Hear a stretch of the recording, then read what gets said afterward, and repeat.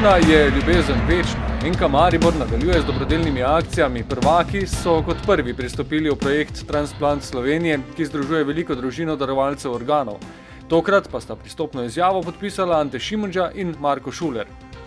Pomembna tvorca šampionskega moštva sta torej naslednja v vrsti članov NK Maribora, ki so se odločili za to najvišjo obliko pomoči sočloveku. In tudi ona dva sta dokazala, da jima je mar. Zelo pomembno, da se tega zavedamo, da se vsak lahko znajde v tej situaciji.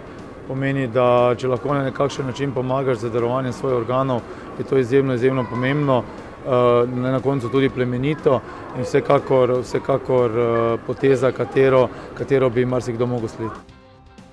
Enostavno reakcija kluba, reakcija vseh teh, kateri sodelujemo v klubu in v tej akciji, pomeni usmerjenost v to, da želimo pomagati tudi ljudem, ki si sami na koncu ne morejo pomagati in lahko z darovanjem organov marsikomu povrnemo življenje.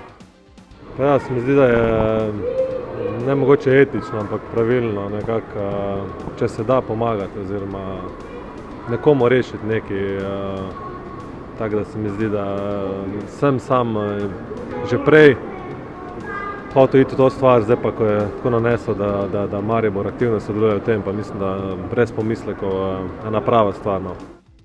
Ja, podiram ene mejnike, se mi zdi, v takih in drugačnih stvareh. Jaz mislim, da je prav, jaz upam, da bo sledili še drugi, tako da upam, da nadaljujemo v tem trendu.